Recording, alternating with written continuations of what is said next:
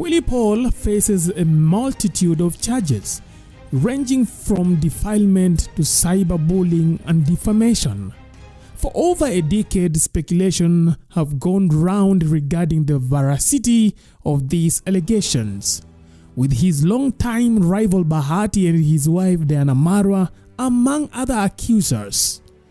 Bahati, once a close friend and a neighbor to Willy Paul, now stands against him, while Marua's involvement stems from a brief affair with the singer, according to his claims. Ulikuwa una dance song fulani, I think yangu. Hapo ndio tuliongea, ukanipatia namba, nikakupatia namba. Kama nadanganya mbele ya mama yangu na watoto wangu, kitu ifanyike, I swear. Ulinipatia namba na tukapatana that same day. So ambie tu watu ukweli, ambie bwanako ukweli, kitu ili go down. Why you lying bana?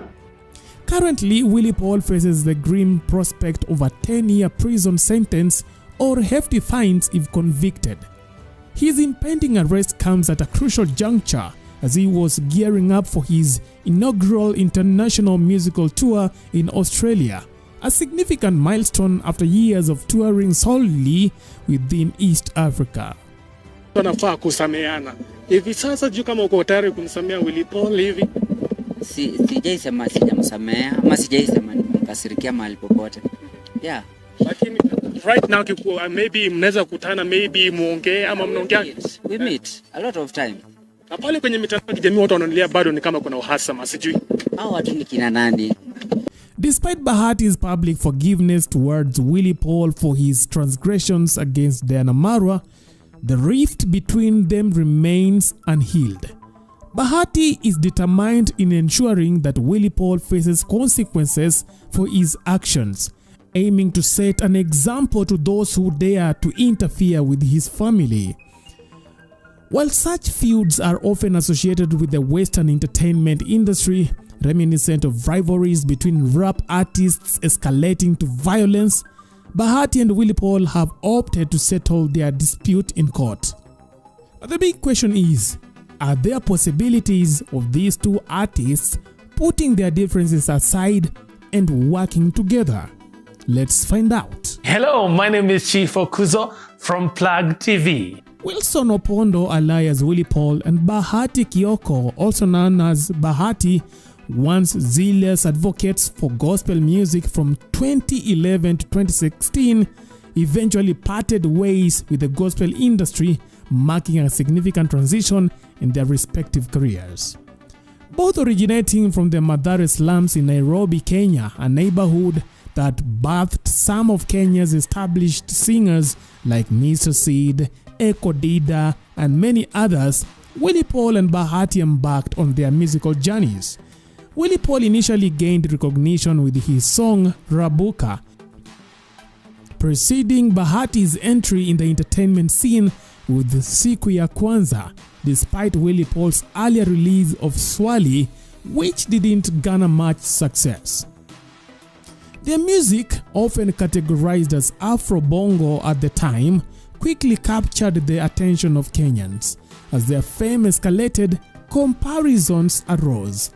Whose vocals were superior, who had more wealth, and who produced more hit songs? Yet a dilemma arose as both were gospel artists at that time, and engaging in such debates risked tarnishing their images and being perceived as jealous of each other's talents, and yet they were gospel musicians. Bahati's portrayal of himself as a humble boy raised in a children's home somewhere in Mathare, particularly after his mother's passing, resonated deeply with Kenyans. This narrative garnered sympathy, boasting his songs, plays, and multiple awards. Conversely, Willy Paul faced criticism, being labeled a brash gospel singer. Early in his career, he found himself embroiled in a scandal, allegedly caught in a compromising situation with a Kenyan socialite known as Pendo at the KICC parking area during the Mwafaka Awards. For Willy Paul, being a gospel artist caught in such a situation brought embarrassment to the church.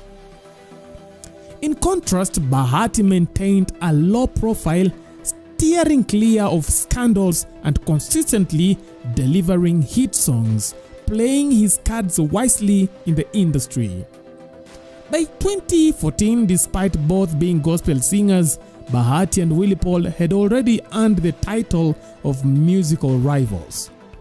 Their beef set in the realm of gospel music where love and peace are emphasized was so intense that they couldn't even share the same stage for months. It took the interventions of a pastor to finally reconcile them. However, even after the reconciliation, they continued to engage in public disputes. Hey, watu wangu. Ebu, check those hands. Thank you guys. Let's do big time, man. Thank you. I love you guys. I honor you guys. Hata mimi nipatie hug mzee.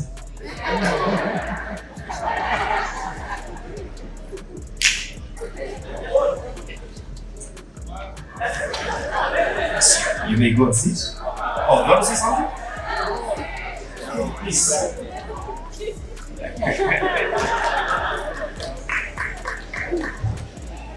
Mwenye amefanya basi nimeokoka nini baada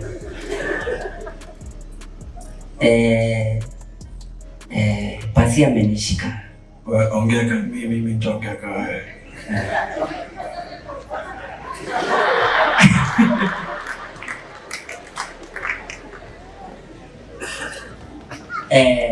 I'm begging everyone mwenye ako na kamera usiupload picha sababu wamenishika kama niko kwa njia. Hapo niambia na kuja angalia wewe unaniambia. Bro, tulikuwa na haya so haina tupata.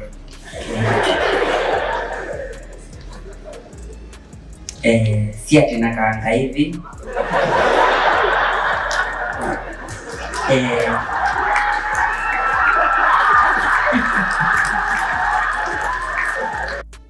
Whether for the sake of publicity or genuine animosity, to many Kenyans, Bahati and Willy Paul were the Davido and Wizkid of Kenya. Fast forward to the period between 2016 and 2019, both artists announced their departure from the gospel industry, citing mistreatment.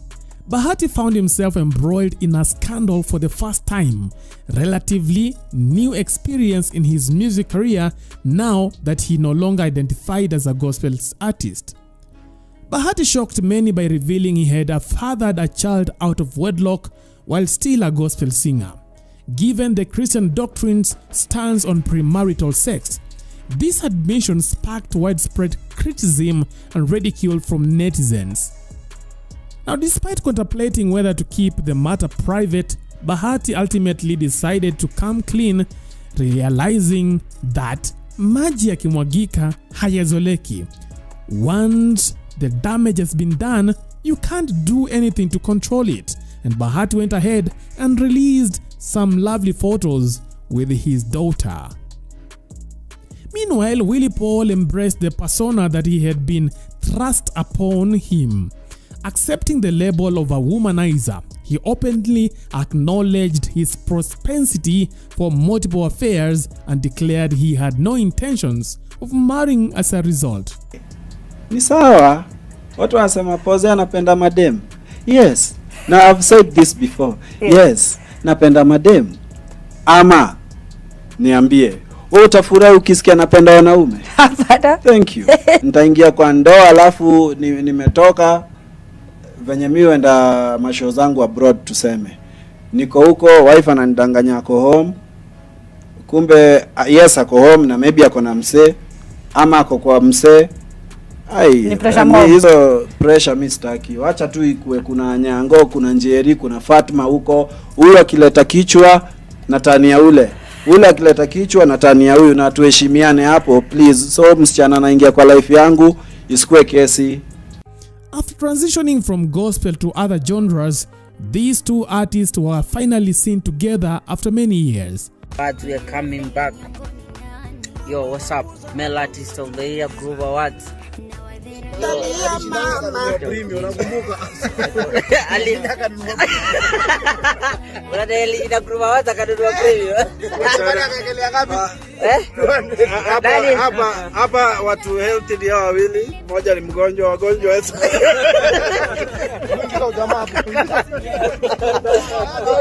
Takupiga wewe. Takupiga, acha ujinga bana.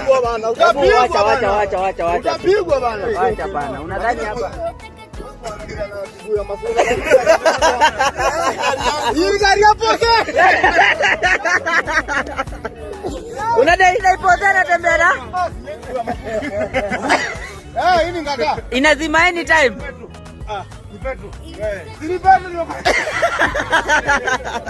They even collaborated on a song dedicated to Willy Paul's dancer who tragically died in a road accident. It was a memorable moment witnessing these musical giants share the same stage during a live performance dedicated to the late dancer. Their fans saw this as a sign that their drama and beef had ended, with many hoping for more collaborations between them. By the way, Willy Paul and Bahati at that time even released a song together. However, in 2021, things took a dramatic turn when Willy Paul and Bahati got into a heated dispute over Bahati's wife Diana Marua. What began as a seemingly harmless post by Willy Paul quickly escalated into an internet feud that not only affected Willy Paul's mental health but also led to legal actions. Willy Paul ridiculed Bahati's voice and even dragged Diana Marua into the conversation, which angered Bahati.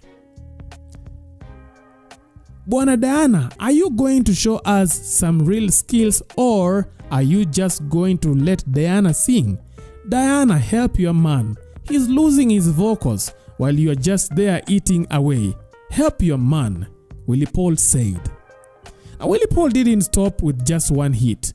Following up, he dropped a track titled Diana, where he openly admitted to seeking only a short-lived fling with a woman named Diana, making it clear he wasn't interested in a long-term commitment.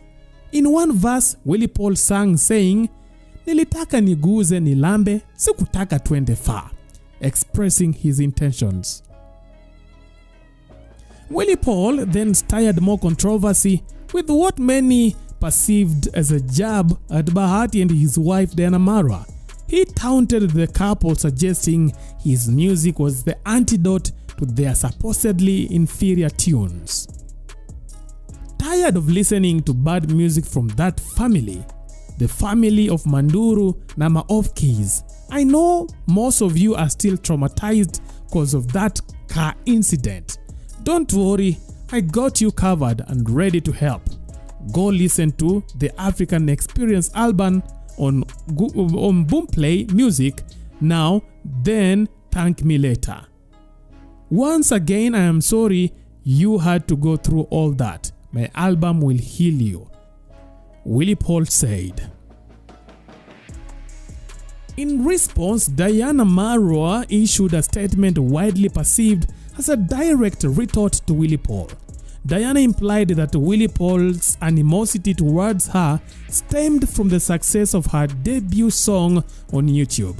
During an interview on Kiss 100, Diana asserted her dominance over Willy Paul in terms of views, despite her recent entry into the music scene. My first song was released just 3 days ago and already hit 1 million views. This guy has been in the game for years. I am a newcomer and yet the numbers speak for themselves. It seems like he's envious because I'm surpassing him, she remarked.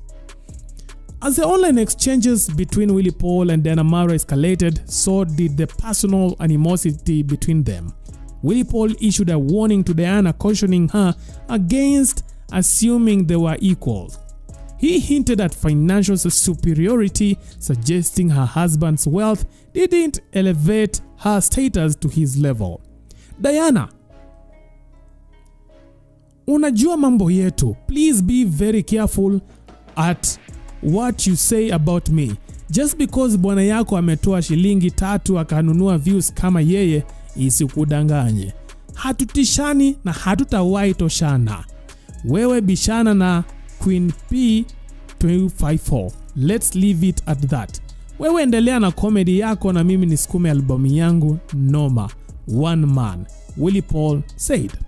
The beef between them intensified when Willy Paul allegedly released a diss track aimed at Diana Marua. Though without explicit naming in the song, he disparaged a woman identified as Diana, portraying her as a promiscuous and undesirable due to her character's flaws. Ulishawahi tupa kijiko wa sufuria? Hivyo ndo nilifeel vile alinipatia. Sipendi kubonga juu ya madem nimesosi, lakini wewe umekuwa mjinga. Sang part of the lyrics of the song that Willy Paul pulled down from his social media pages shortly after he uploaded it. However, the conflict took a darker turn when Diana Marua responded with allegations that Willy Paul had sexually assaulted her many years prior to her fame. Now, this revelation added a new dimension to their feud and raised serious allegations against Willy Paul. In a tearful account, Diana recounted the events leading up to the fateful day when she found herself in the company of Willy Paul. She later vowed to pursue legal actions against him and encouraged other women who may have faced similar experiences with Willy Paul to come forward. The saga escalated when Willy Paul responded with a video defending himself, asserting that the incident had occurred with Diana Marua's consent. He even threatened to provide evidence of the prior relationship they had, alleging they had been romantically involved before parting ways. Ulikuwa una dance song fulani I think yangu. Hapo ndio tuliongea, ukanipatia namba, nikakupatia namba. Kama nadanganya mbele ya mama yangu na watoto wangu, kitu ifanyike, I swear. Ulinipatia namba na tukapatana that same day. So ambie tu watu ukweli, ambie bwanako ukweli, kitu ili go down. Why you lying bana? Stop lying. The same way you stop that manze. Sipoa. Hizo allegations umemake ni serious. Na venye nimesema mimi nitaachia God. Unacheki, nitaachia God. There's a reason Pose anakuanga tu hata na hiyo kichwa yake mbaya na hizo kelele zake. There's a reason God anakuanga ameshikilia Pose. Unasikia? Na if at all kuna ukweli kwa hizi vitu zote zimekuwa ziki happen, by now God angekuwa amesema haya hapana, huwezi shinda ukifanyia watu wangu hivi. Bahati and his spouse initiated legal proceedings against Willy Paul, who retaliated with his own legal team. WhatsApp conversations between Willy Paul and Bahati surfaced, revealing Willy Paul's pleas for forgiveness and explanations that his social media actions against Diana were merely a publicity stunt for his album. However, Bahati remained unmoved by these explanations. Shortly after, Willy Paul shared a court ruling that compelled Diana Marua to remove her accusatory video from her social media platforms, which she complied with. Despite losing endorsement deals and facing financial losses due to Diana's allegations, Willy Paul found a glimmer of hope, although he admitted to struggling with depression at that time after the allegations went viral. Fast forward in 2024, Bahati initiated another legal actions against Willy Paul, resulting in the police arresting him for statements he made against Diana Marua in 2021, accused of defaming her and causing emotional distress to her and her family. Willy Paul spent a significant portion of March 4th in police custody before being released on bail, pending a court hearing. Now, the beef between Willy Paul and Bahati serves as a stark example of friends turned enemies. And I wonder whether these two people will one day forgive each other and probably combine their forces and make a great hit song. Do you think it's possible?